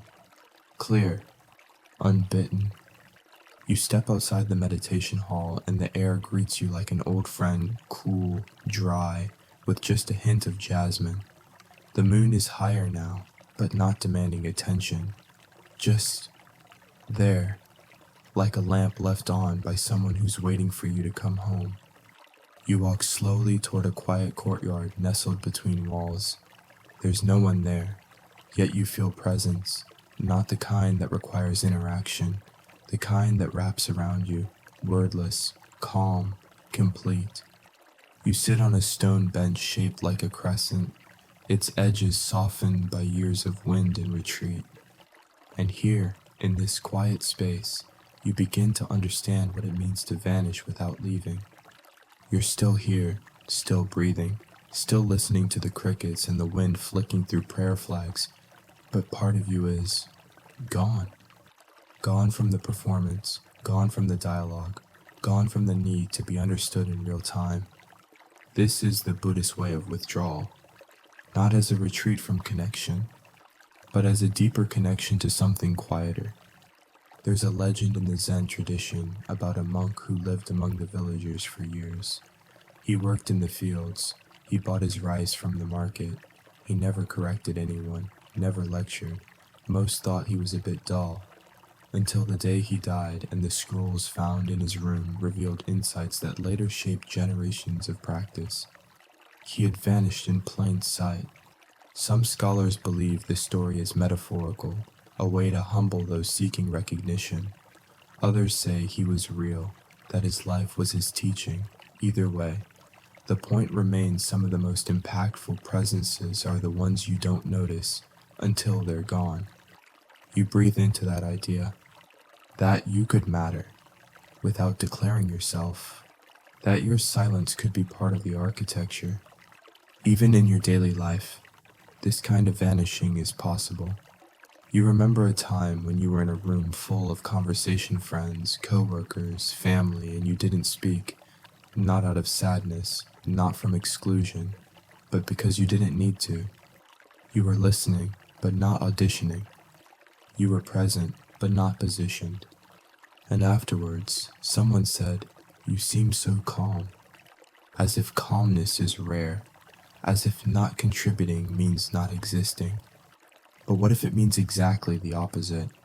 What if disappearing from the noise is how you return to yourself? In Mahayana Buddhism, there's the concept of the bodhisattva, a being who delays their own final enlightenment to help others awaken. And many stories suggest they walk among us anonymously. A kind word from a stranger, a door held open, a smile on a train, no robes, no titles, just presence dressed in ordinary clothes. And you tonight, you wear that presence too, not as a costume, as a release. You can choose to be the one who sees without being seen, who influences without intervening, who loves without needing acknowledgement. It's not disconnection, it's devotion. The ego will protest. It will say, "But what if they forget me? What if I fade out of their story? What if no one notices?" But here's the truth. Vanishing from their story might be how you write your own. You look at the courtyard. The moonlight doesn't try to be noticed, but everything in its path is changed. You don't have to be loud to be luminous. You don't have to leave footprints to have walked deeply. You just have to remain true. And in this quiet courtyard, you do. You vanish not from the world, but from the roles it handed you. You leave behind the need to explain, to defend, to prove. And what's left? Stillness, presence, and maybe a kind of freedom you didn't know you missed. You rise from the bench, lighter than before, not physically, but existentially, like someone who has stepped out of a costume they didn't realize they were wearing. You haven't disappeared. You've just unhooked yourself from the sticky fabric of perception. You walk along a covered walkway now, where the wooden beams arch overhead like the ribs of a great sleeping animal. Your footsteps echo softly, and then just as softly you remember something that once stung. A compliment. Yes, a compliment. Not the fake kind, not the backhanded kind, a real one, a good one, delivered earnestly. And yet, it unsettled you. Because in the days that followed, you found yourself attached to it, feeding it, measuring yourself against it, trying to live up to it, or worse, trying to keep earning it over and over again. And that's the hidden cost of praise. It's not just criticism that binds us. Praise can become a leash, too. Buddhist wisdom speaks clearly here. There are 8 worldly winds, 4 pairs of opposites that blow through every life. Gain and loss, pleasure and pain, praise and blame, fame and disrepute. These are the winds of samsara, the endless turning of becoming, reacting, grasping. Most people try to sail with the good winds and resist the bad ones, but either way, you're still being blown off course. Unless you stop sailing by the wind, unless you set your own direction. There's a story about a Zen nun who was asked how she maintained her inner calm, despite being both adored and criticized in equal measure.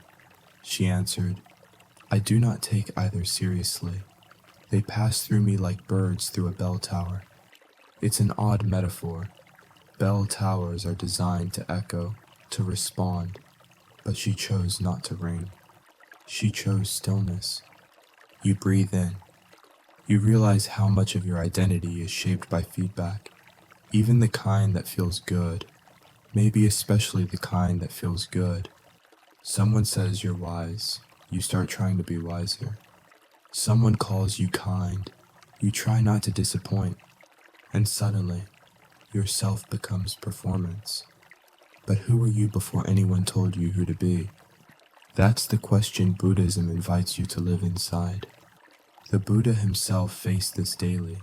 Some called him a god, others a heretic. Some adored his teachings, others tried to trap him in philosophical games, but he never adjusted himself based on their weather. He just walked on, not because he didn't care, but because he understood you are not the reputation others assign to you. You are not the whispers behind your back. You are not the applause, the side eyes, the 5-star reviews, or the gentle ghostings. You are the one who sees it all and remains unmoved. Modern philosophers grapple with this too. Existentialists like Sartre believed we define ourselves through action, that there's no true self beneath what we choose.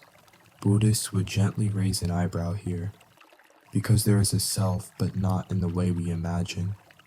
It's not permanent, it's not graspable, but it's there in the stillness between reactions, in the breath between praise and blame, in the quiet refusal to become someone else's opinion. You walk past a hanging scroll, now its calligraphy bold, imperfect, alive. It reads, "Like the moon reflected on water seen, but untouched. That's you." You can be seen. You can even be misunderstood. But you don't have to absorb every glance, every word, every verdict. You can float on. You remember another moment now, one you haven't thought of in years. Someone praised you for your grace under pressure, said you were composed, serene, and for weeks you worked to live up to it. But what you forgot is that you were composed because you weren't trying.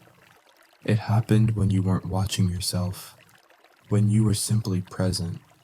So tonight, you set that down. The praise, the blame, the story of your reputation. You let the wind blow, and you stay still. You are not who they say you are. You are not even who you say you are. You are what remains when the saying stops. Achinu, you pass beneath an archway where wind chimes sway gently, catching the breeze and translating it into delicate sound. Not music, exactly more like punctuation for the silence. Notes without melody, like the voice of someone who said all they need to say. And there, at the far end of the path, you see him? Sitting beneath a tree older than stories. Wrapped in plain cloth, a bowl beside him, his hands resting in his lap like they'd never been used for anything but peace. He looks ordinary, almost invisible, but everyone in the temple knows him. The friend who spoke only once a day. No one knows why. Maybe a vow, maybe a trauma, maybe just an understanding that the world already says too much. He never explained. And in that not explaining, he became legend. You sit nearby, not too close. close enough to notice how quietly he breathes, like someone who has finally stopped arguing with the wind. People respect him, some revere him, but mostly they leave him alone. Because when someone chooses silence, the world strangely starts to whisper. They say he once broke his rule. Just once. A visiting scholar had been giving a talk, loud, confident, embroidered with clever quotes, the kind of talk that gathers nods from polite listeners and internal eye rolls from tired monks. And when it ended, the room turned out of habit, maybe to the quiet man. He looked at the speaker, then said one word, "Why?" And that was it. One syllable, but it cracked the room open. The scholar froze. The monks stilled, because in that one word was all the questioning, all the unspoken challenge, all the compassion and curiosity that the hour-long speech had danced around but never touched. Why? The speaker didn't answer. He just sat down. Philosophers argue about the purpose of speech, whether it's to reveal truth, to persuade, to express self. Buddhism suggests it's none of those, unless the speech is offered with clarity and compassion. Right speech, as the Buddha taught, means saying what is true and helpful and timely and kind. Most of what we say fails at least one of those tests, but one word spoken with wisdom can meet them all. And more often than not, silence is the better offering. You think about your own conversations. How many words have you used to protect yourself? How many syllables spent proving, defending, embellishing? How many conversations filled the air but emptied your spirit? And what might have happened if you just asked, why? Not as an accusation, but as an invitation. Why this conflict? Why this urgency? Why this reaction? Sometimes that question stops the drama in its tracks. Sometimes it opens a door. And sometimes it just lets the breeze blow through. You watch the man now. He adjusts his robe slightly, closes his eyes. That's it. The monks call him wise, but he's never claimed wisdom. He never told anyone he was enlightened. He doesn't lead chants or host dharma talks. He tends the garden, cleanses the steps, occasionally hums softly when he thinks no one is listening. But when he speaks rarely, people listen harder than they do to most books. Because silence isn't absence. It's the soil from which precision grows. You remember an encounter of your own maybe years ago. Maybe last week when someone said something so gently honest, so free of agenda, that it stopped you. Just a sentence, maybe even a look, and it lingered longer than all the lectures that came before it. That's what this man offers. Not silence for its own sake, but silence as a sieve, so that only what is needed gets through. You glance at him again. He opens one eye, looks at you, smiles, not with smugness, with recognition, as if to say, yes, it's hard, but worth it. Because every time you choose not to speak just to fill a silence, you honor the possibility that stillness might be saying enough. You breathe, you sit, and for the first time in a while, you don't want to talk. Not because you're sad, not because you're disengaged, but because you're finally starting to hear the wind chimes. And they're saying everything you couldn't.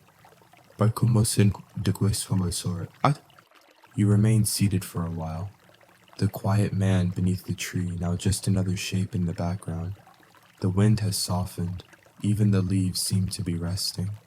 The whole world feels like it has taken a deep breath and decided not to finish the sentence.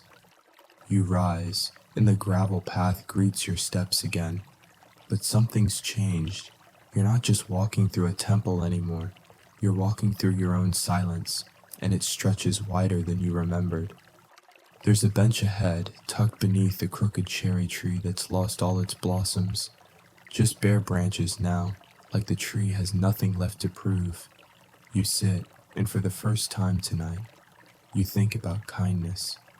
Not the warm, fuzzy kind, the quiet kind, the kind that doesn't show up in group photos or get retweeted, the kind that looks like ignoring someone. Strange, isn't it? But that's the paradox. Sometimes not responding is the kindest thing you can do. Not because you don't care, but because you care enough not to add to the weight they're already dragging. Buddhist wisdom recognizes this, that ignoring doesn't always mean withdrawal. Sometimes it's compassion in disguise. There's a story half folktale, half monastic legend of a monk whose brother would visit him each month to complain. Always the same grievances, the same grudges, the same well-worn sorrows, polished from overuse. At first, the monk listened. He offered counsel, encouragement, tea. But eventually, he stopped responding, stopped giving advice, stopped nodding. The brother grew frustrated. "You don't care about me," he said. The monk smiled gently and replied, "I care about you enough not to feed your suffering." It wasn't said with malice, it was said with love. And slowly, the brother changed. Because compassion isn't always about comforting pain. Sometimes it's about refusing to rehearse it. Modern psychology calls this co-rumination, when two people bond over shared negativity, reinforcing it instead of resolving it. It feels like connection, but it's a loop. Buddhism calls it dukkha, suffering that keeps renewing itself through attachment. And one of the kindest things you can do is quietly not participate. That friend who always brings drama, that coworker who lives for complaint, that family member who loops the same story every call. You don't need to fix them. You don't need to argue. You can simply opt out, not coldly, lovingly, like a parent who doesn't rise to every tantrum, like a tree that offers shade, not applause. This doesn't mean ignoring the person. It means ignoring the performance that isn't serving either of you. A teacher once said, "Your peace is part of their healing. Don't let them trade it for their chaos." You breathe that in now. Your peace is not selfish. It's generous, because it offers an alternative. It says, there is another way to be, and I'm showing you, not by preaching, but by being it. Even the Buddha ignored sometimes. There's a tale of a debate between monks that grew heated. Each side begged the Buddha to weigh in. "Settle this for us," they said. He declined 3 times and walked away. Later, a disciple asked why, and the Buddha said, "Some fires burn themselves out when you stop fanning them." You think about your own conversations. How often have you mistaken engagement for empathy? How often have you drained your energy just to show you care? Tonight, you offer something different. Stillness, boundaries without walls, love without performance. You are the space someone else might need to pause their spiral. And that's not rejection. That's sanctuary. You glance up. The moon has moved again just slightly. You wouldn't notice unless you'd been watching closely, which, tonight, you have. Everything moves. Even sorrow. Even stories. Even the need to react. And when you stop dancing to someone else's noise, you invite them to hear their own silence. You've done that. Right here. By doing nothing. By saying less. By offering peace instead of participation. And maybe, just maybe that's the most generous kind of not caring there is. Buddhist. You rise from the bench, your legs slow, your body warm with the kind of quiet that no blanket could offer. The cherry tree remains still above you, its bare branches spread wide like open hands with nothing to hide. As you walk, the temple begins to shift, not physically, but perceptually. Everything feels farther away now, not in a lonely way, in a floating way, like the world has taken a half step back, just enough to give you space to breathe. And somewhere, faintly, You hear a laugh. Not nearby through a doorway. Someone talking too loud, quoting something, maybe even mocking someone else. You keep walking. You don't check. You don't engage. You smile. Because suddenly it hits you if bodhisattvas had Twitter, they probably wouldn't check it. And if they did, they'd just let the insults scroll past like clouds. There's a Buddhist joke, yes, those exist, that says, before enlightenment, tweet the Dharma. After enlightenment, log off. You chuckle, not loudly, just enough. Because it's not really about Twitter. It's about commentary. About how we're conditioned to respond, to weigh in, to perform relevance in real time. And Buddhism whispers back, you don't have to.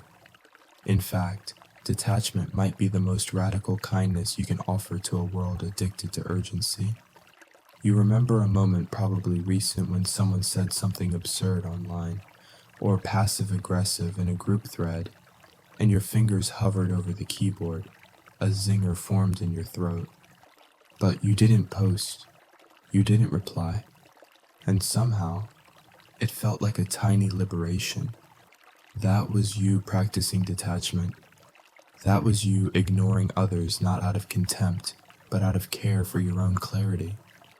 The Buddha was never on social media, of course, but if he were, he'd probably treat it the same way he treated arguments in his time, with calm pauses and soft non-engagement. There's a record of him being approached by a young man who desperately wanted to bait him into debate. The man said, "People say you're wrong. They say your teachings are a lie." The Buddha simply asked, "And what do you say?" The man hesitated, and the Buddha smiled. "Then perhaps the only voice we need to listen to is your own." Not a clever comeback, just a mirror, calmly held. That's what detachment offers, not distance, but clarity. In Mahayana Buddhism, detachment isn't coldness, it's the refusal to grasp. You can hold the world in your hands, but gently, like a bowl of water, knowing it will spill, change, evaporate. You don't ignore people because they don't matter. You ignore them because you finally understand what does. You keep walking now, past a side building where two monks are giggling over tea. You don't know why, you don't need to. Their joy isn't an invitation, it's just weather. You walk through it like morning mist. A cricket chirps near your ankle. A cat watches you from beneath a stone lantern. Half-closed eyes like twin question marks. You ignore them too. Not out of indifference, out of kindness. Because sometimes, kindness means not chasing everything that calls your name. In Western philosophy, thinkers like Kierkegaard warned of the crowd, the way people dilute their responsibility by hiding in groups, echoing each other's judgments. He wrote of the leap of faith not into belief, but into individuality, into choosing your own peace over collective noise. Buddhism doesn't say it exactly that way, but it nods. It says step out of the crowd, not because you're better, but because you're awake. And when the crowd whispers, "Why aren't you responding?" you just smile and let the wind carry their question away. You come to a footbridge now, barely lit by a single lantern. Water flows beneath it, slow and dark. It gurgles in places, splashes in others. You stand in the middle and lean on the railing. This is what commentary sounds like, the constant flow of thought, opinion, projection. But you don't have to drink from it. You can just listen and let it go. Bodhisattvas don't check Twitter, not because they're aloof, but because they know they're already responsible for enough. Their own thoughts, their own peace, their own attention. And that's plenty. You don't have to curate a reaction to every ripple in the stream. You can simply stay still, above, calm, and wholly intact. You cross the bridge slowly, step by step, as if each wooden plank deserves your full attention. The water below continues its soft monologue, but you're no longer listening for meaning. You're listening for movement, for the sound of something passing that doesn't ask to be kept. At the far end of the bridge, the path forks again. One side leads deeper into the temple gardens, the other toward a small alcove built into the stone wall, a kind of lookout, or resting nook. You choose the nook.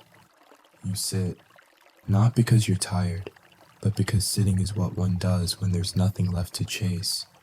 From here, the landscape spreads out in layers, trees in silhouette, the sweep of lantern light across tiled roofs, the suggestion of a village far beyond the gates, where people are probably still arguing, still scrolling, still refreshing. You feel none of it. It's as if your awareness has become an open hand. And into that space, a memory returns. A moment when someone judged you. Directly, quietly, maybe even kindly. You're not very ambitious, they said. Or maybe you seem distant. Maybe they asked, don't you care? And at the time, you flinched. Because judgment wears many costumes. But tonight, you let it pass like a shadow across a wall that doesn't care what the light is doing. This is the Buddhist image, the lotus leaf, waterlands, slides off, no stain, no residue. The judgment passes, and you remain unsoaked. This doesn't mean it didn't touch you. It means you didn't keep it. Judgment only settles when you invite it in for tea. You didn't, and you don't have to. There's a Zen koan where a student asks the master, how do I stop others from judging me? And the master replies, let them. Philosophers still argue over whether this is wise or wildly impractical. Isn't it dangerous to be misunderstood? Don't reputations matter? Don't consequences follow? Yes. And still, the leaf remains unstained. This is not denial, it's discernment. To see judgment, acknowledge it, and choose not to hold it. You recall another time, someone offered feedback, framed as helpful, drenched in subtext, and for days, you rehearsed the perfect response in your mind, something witty, or wise, or both. But what if silence had been the answer all along? Not because they were wrong, but because their words didn't belong to you. They were a gift returned unopened. You sit now in this stone nook and practice letting shadows pass. You let someone's opinion drift across to your awareness, then another, then one more. Each time you observe, each time you release. Not from indifference, but from strength. Because letting go of judgment doesn't mean numbing out. It means remembering that your worth was never theirs to define. There's a Buddhist saying, you are not what they see. You are the one who sees. Tonight, you lean into that. You are not the judged. You are the witness. The watcher who smiles when opinions arrive and smiles again when they leave. Like the moon watching the clouds. Like the tree, unbothered by the bird that lands, chirps, and flies away. You touch the stone beside you. It's cool, rough, solid. It doesn't remember how many people sat here before. It doesn't try to be liked. And still, it holds you without question. That's the kind of strength you're learning now. The kind that doesn't flinch when someone misunderstands you. The kind that doesn't need to reply. Modern thinkers call this emotional sovereignty, a phrase that sounds almost regal. But Buddhists would just call it practice. You practice letting go of the need to defend. You practice letting others be wrong about you. You practice letting judgment pass like a breeze that has somewhere else to be.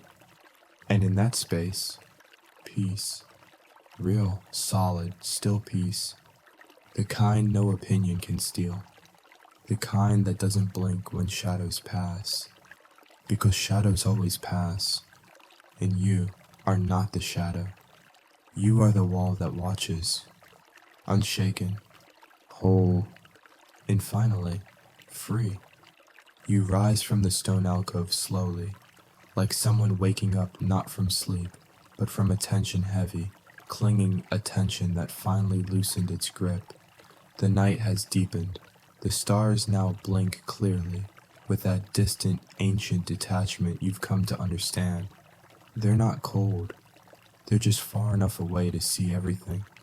You walk downhill now, toward a quiet corner of the temple where few visitors ever go.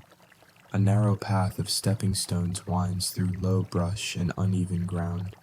And there, just off the trail, you spot a figure sitting by a pond. Small, round, very still. A frog. Its eyes are wide, unblinking, its limbs tucked in neatly, as if it were carved from moss. It watches you watching it, and then it blinks once. You both sit. The frog doesn't jump, doesn't twitch. It seems to know you're not here to disturb. You're here to witness. And maybe to learn. Because frogs, it turns out, are excellent teachers of stillness. In Buddhist lore, there's a lesser-known tale of a monk who spent an entire rainy season meditating beside a frog pond. Villagers laughed. He's lost it, they said, sitting with frogs while others seek wisdom from scrolls. But the monk remained, and when the season ended, he emerged not with answers, but with a kind of spaciousness that made even the most anxious children feel calm around him. He never explained his insights. He simply blinked slowly, like the frogs. There's something sacred about a creature that doesn't perform, that lives so completely in its body, its place, its now. The frog doesn't check messages. It doesn't plan responses. It doesn't worry whether the heron 2 ponds over thinks it's spiritually mature. It just blinks and waits. This is the kind of ignoring Buddhism treasures, not reactive, not armored, not arrogant, just soft, just undisturbed. Like a reed in the water that doesn't resist the current. It sways, then stills, then sways again. You think of your own swaying.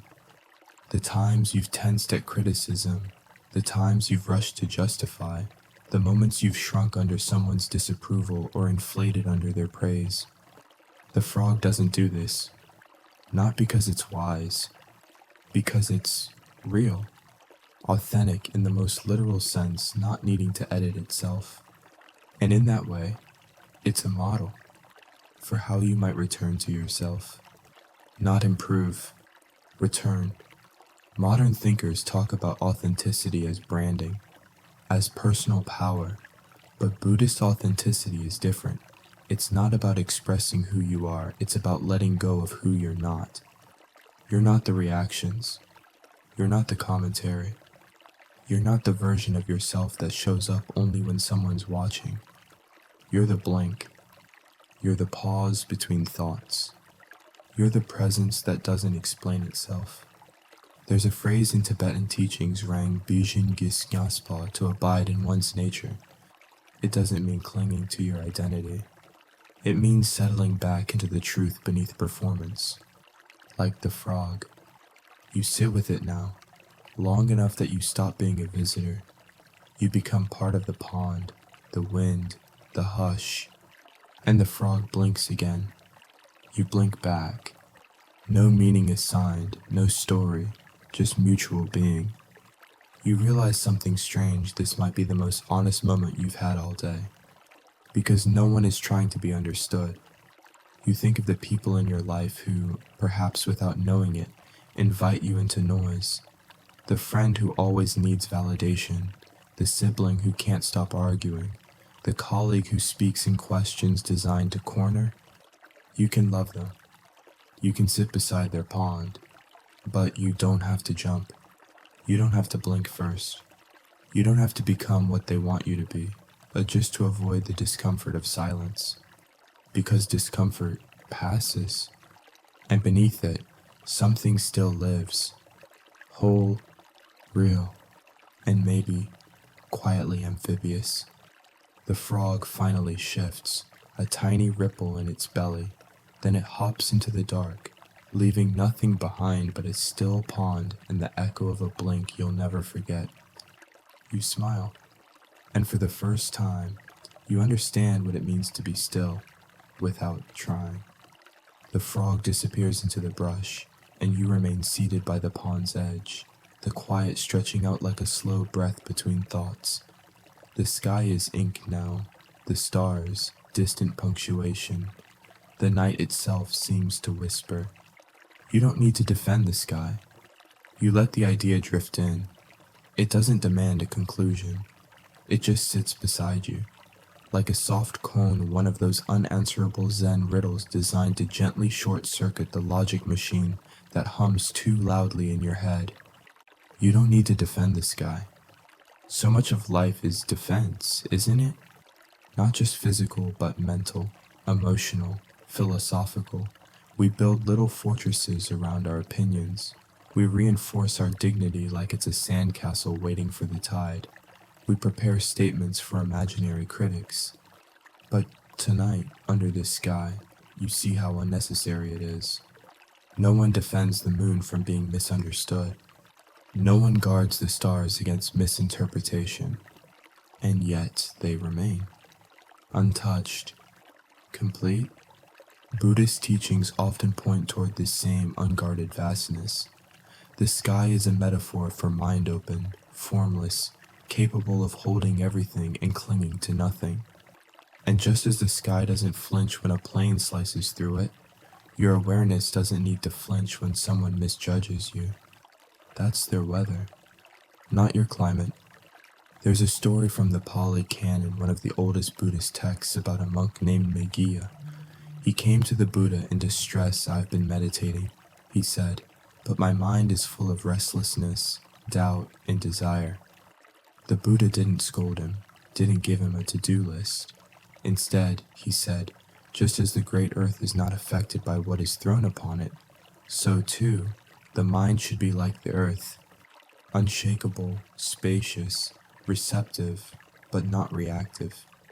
You think of your own moments of over-defense, the time someone questioned your tone, and you rewrote your message 5 times, the moment you were told, you seem off, and you suddenly weren't sure who you were anymore.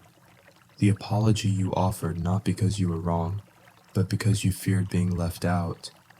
Defending yourself can feel like control, but often it's just panic wearing armor. And Buddhist wisdom says, what if you don't need armor? What if your sky doesn't break just because someone calls it cloudy? Philosophers in the West have their own struggles with this. Nietzsche talks about becoming a yes-sayer, someone who affirms life not through denial or protection, but through an expansive embrace of all things, even misunderstanding. You wonder, what if you let misunderstanding pass through you like wind through an open temple? You don't have to correct every misjudgment. You don't have to clarify every silence. You don't have to defend the self every time it's poked. Because the self, in Buddhist thought, is not a fortress. It's a sky, and no one can steal the sky. You lean back now, your hands against the ground, feeling the coolness of the soil. The pond behind you murmurs softly. Something small, maybe the frog again, plops into the water. The splash doesn't disturb you. It joins you. And in this moment, you feel whole, not through control, through allowance. You let the world have its opinions. You let the wind say what it will. And you remain open. You remain the sky. And the sky needs no explanation. You rise slowly, brushing the loose soil from your palms. The pond behind you disappears into the dark, its ripples forgotten almost as quickly as they were made. You walk now with no particular urgency. Each step is a continuation of the stillness, not a disruption. And as you follow the curve of the path, you come to a narrow hallway covered, shadowed, its walls etched with old calligraphy. The characters drift like faded thoughts along the grain of the wood. Most are too weathered to read, but one phrase remains clear.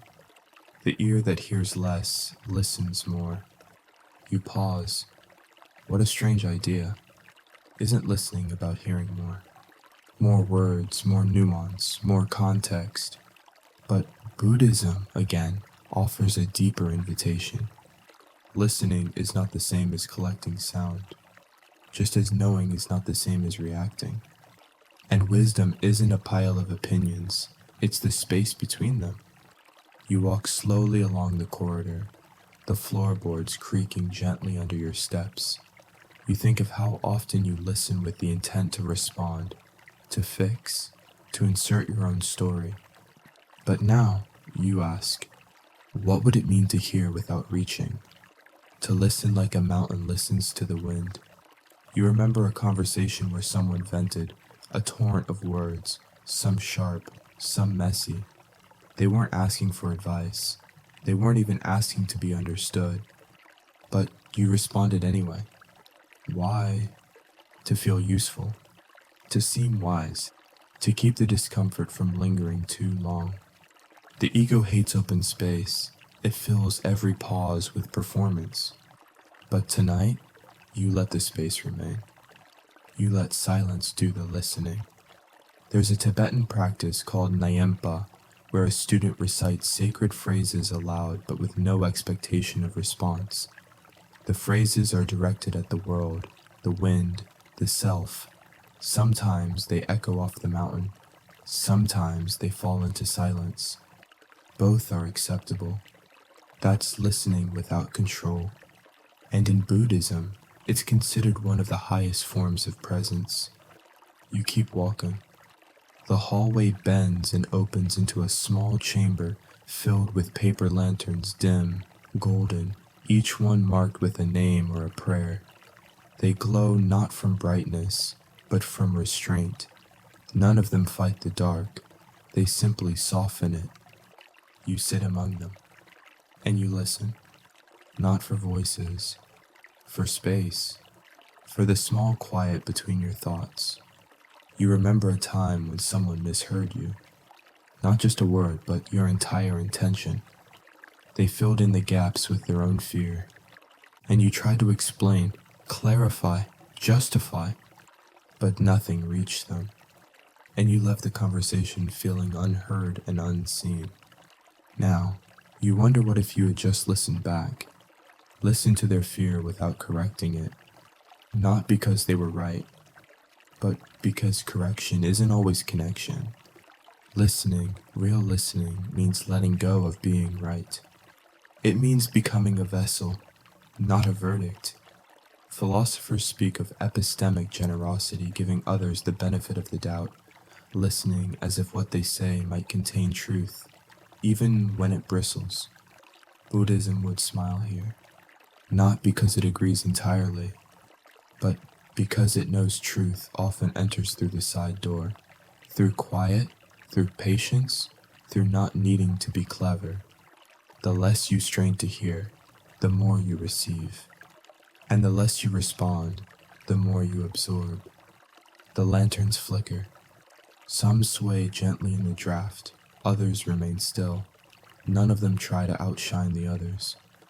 They just exist, softly, together. You place your hand near one, not to warm it, just to feel its glow. And in that moment, you understand the phrase on the wall. The ear that hears less, listens more. It doesn't mean dull your senses. It means soften your conclusions. It means let sound arrive without building a stage around it. It means receive without rehearsing. Tonight, you listen, not with your ears, but with your stillness. And in that stillness, something ancient speaks. You leave the lantern chamber quietly, bowing just slightly, as if to acknowledge that even light can teach you something. The night air meets you again, cool and steady. There's no wind now, just that deep, cosmic stillness that feels older than sound. You follow a gravel path up a gentle slope. The incline is barely noticeable, but your body does notice. It slows, breathes deeper, each step deliberate. The stars above blink slowly, like they're listening too. And then you hear it, a distant howling. Not frightening, not close, just one of those wild dog sounds that echo through valleys at night. Somewhere out there in the forest or village edge, a pack is stirring. They bark and yelp and carry on like someone owes them an explanation for the moon. You pause. You look up. The moon says nothing. Of course it doesn't, because even the moon ignores the howling dogs. Buddhist detachment is often misunderstood. People think it means coldness, disinterest, emotional vacancy, but it's not that at all. It's constancy. It's the moon continuing to shine whether the dogs howl or not. You think about all the dogs in your life. Not literal dogs, though they're probably easier to love. No, you think of the people who bark for attention, the ones who poke, prod, provoke, the ones who misread your silence as weakness, your softness as consent. You've spent so much energy trying to explain your light, trying to make it palatable, trying to prove that just because you didn't bark back didn't mean you weren't strong.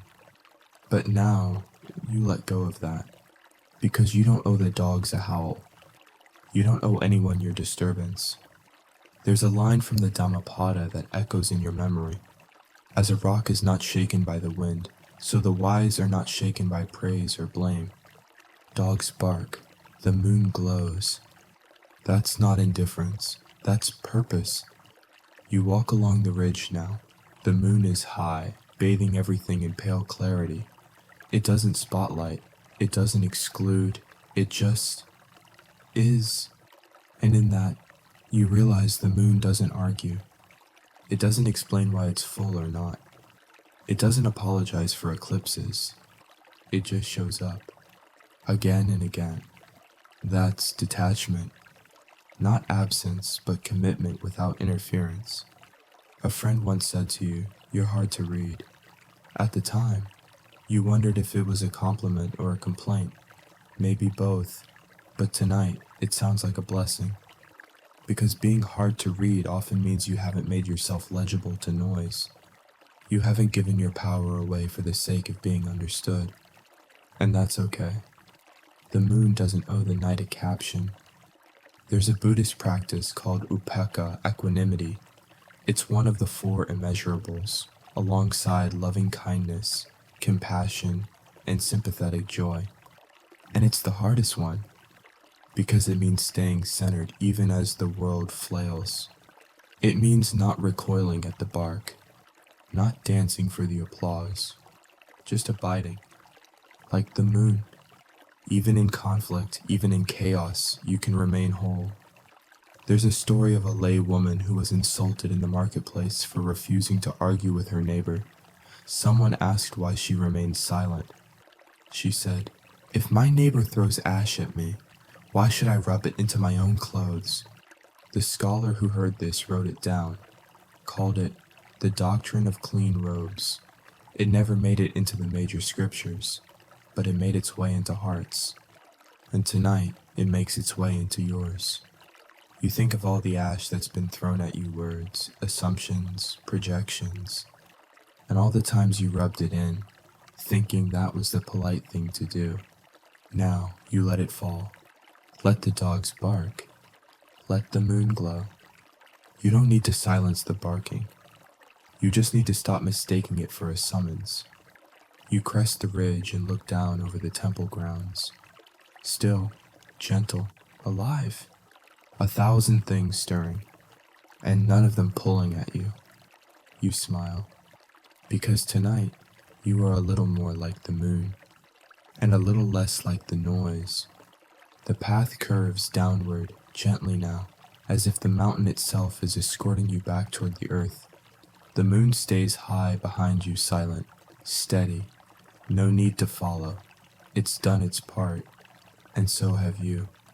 You reach a small grove filled with shrines, tiny stone houses nestled among moss and roots, each with its own character. Some are carefully tended, adorned with offerings of fruit or folded paper. Others are worn smooth, half forgotten, holding only time and wind. You kneel by one. You don't know its story. You don't need to. There's no plaque, no legend, no doctrinal explanation. only the sense that something sacred once lived here, and perhaps still does. This is where you begin to understand that ignoring others when done with awareness can be something sacred, too, a kind of silent prayer, not an escape, not a wall, but a hush that honors both yourself and them.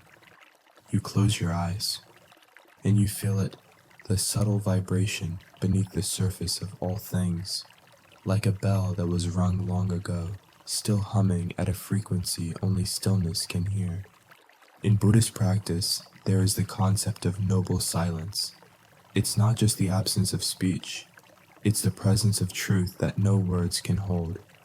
When the Buddha was asked questions designed to trap him, questions about the soul, the universe, the beginning of time, he sometimes responded with silence, not because he didn't know, but because he knew too well that any answer would become a net. That sometimes silence is the only answer big enough for mystery. Tonight, your silence is like that. Not empty, sacred. A kind of invisible shrine you carry inside you. You think of someone you've been trying to reach. Maybe not with words, but with presence, approval, explanation. And you realize, softly, you've been offering them noise. Even in your quiet, you've been performing. So now, you stop. You offer them silence. Not out of rejection, out of respect. A kind of bowed head that says you are free. Free to think what they will. Free to walk their path. Free to carry their stories, their judgments, their roles. And you are free too. Free not to follow. Free not to explain. Free to pray quietly that they find peace without needing it from you. You open your eyes. The shrine hasn't changed, but something in you has. You feel a loosening, a quiet kind of forgiveness. Not the kind you give to others, but the kind you finally give yourself. For not answering, for not fixing, for not being available to every call. Because sometimes not answering is the prayer. Sometimes the kindest thing you can offer the world is your non-reactivity. You think of all the conversations you didn't join, all the debates you let go unanswered, all the invitations to be offended that you respectfully declined. You didn't disappear. You just learned how to be sacredly quiet, how to build a shrine inside your attention, how to guard it not with walls, but with gentle, wordless devotion. The wind moves through the grove like a breath through reeds. The trees lean slightly, as if bowing in agreement. Even the earth, it seems, understands that not every step must make a sound, that not every relationship must be reconciled, that not every voice needs a reply. Some simply need to be released into silence, and in doing so, honored. You rise. You leave no offering behind, because you already gave what mattered, your stillness, your prayer, your quiet freedom. The temple is quiet now, fully asleep except for you and the stars. Even the bells have stopped marking time. It's as if the entire world has entered zazen, sitting meditation with you, unmoving, undemanding, just being. You make your way toward the outer wall, past stones warmed by the memory of sunlight. A few petals drift across the ground, maybe blown in from a distant tree, maybe shaken loose by nothing at all. Their landing doesn't disturb the earth. It accepts them gently, the way it accepts everything. You stop near a stone well. You don't need water. You just look, and in the stillness of its depth, something looks back. Not a reflection. Something deeper. The part of you that doesn't argue, the part of you that doesn't panic, the part of you that simply watches. All night, you've been practicing the art of ignoring. But now you understand it's not really about ignoring others. It's about remembering that you don't need to chase them. It's about reclaiming attention from the thousand things tugging at it. It's about finding the soft cloak of stillness and wearing it. even as the world whirls. The Buddha once said that peace comes not by controlling the world, but by mastering the mind, not in the harsh sense of control, but in the gentle sense of knowing what to let pass. You think of that now. Letting things pass, like wind through trees, like rumors that never found your ears, like praise that never made you puff up, like criticism that landed like petals, not stones. Let them pass, because now you know the truth. Silence is not absence. It's presence unbothered. You rest a hand on the cool rim of the well. You imagine dropping all your reactions into it, one by one, the desire to be seen, the itch to correct, the instinct to defend, the habit of explaining. They fall without splash, and what's left behind is you, just you, in stillness. Buddhist texts sometimes speak of suchness, the quality of things just as they are. Not good, not bad, just present. Tonight, you feel your own suchness. Not filtered, not performed, not arranged to impress, just the quiet truth of your own being. And it feels like coming home. A few fireflies blink in the grass, little monks of the air, each holding a lantern the size of a breath. You don't chase them. You don't make a wish. You simply notice, and let it be enough, because it is. All the tension that once demanded reaction quiets. All the roles you thought you had to play dissolve. All the judgments you feared fall away like leaves that never belonged to you. You smile not as a gesture, but as an exhale. You have ignored the unnecessary, and in doing so, you have finally heard yourself, fully, kindly, without interruption. You look up once more at the moon. It's still there, still whole, and without knowing how or when, you've become just a little like it. Steady, gentle, unshaken. You bow not to anyone in particular, just to the moment, just to yourself, just to the great, quiet sky that no longer needs defending. The temple lies behind you now, still resting in the hush of its own breath. You're not walking anymore, not forward, not away. You're simply being. The air has grown heavier, but not in burden, in softness, like the night is folding you into itself, wrapping you in a silence too ancient to name. No more lanterns, no more footsteps, just you, and the whisper of stillness that no longer asks you to follow, or flee, or respond. Let your thoughts drift like petals. No need to catch them. Let your breath stretch like a wave arriving on shore and never needing to return. You're not behind. You're not missing anything. You're right here at the edge of something vast and kind. A kind of sleep that doesn't close you off but opens you inward. You don't need to explain yourself to the dark. It understands. You don't need to answer anything now. You've said enough. Or perhaps said nothing, and that was enough. Let your body go heavy. Let your chest loosen. Let the last thoughts lose their words. Let the last words lose their urgency. No one is asking anything of you here. No one is waiting. There is no call to return. No demand to perform.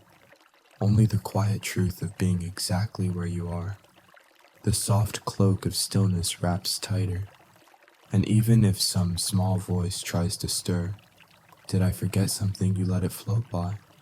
Because forgetting is also a kind of freedom. And remembering can wait. Tonight, you've practiced a different kind of wisdom. A quieter kind. A warmer kind. A kind that doesn't shout itself into the world, but settles gently into your bones. And as the world dims around you, as the last flicker of awareness falls into sleep, you feel the faintest, kindest voice within you say, you don't have to respond.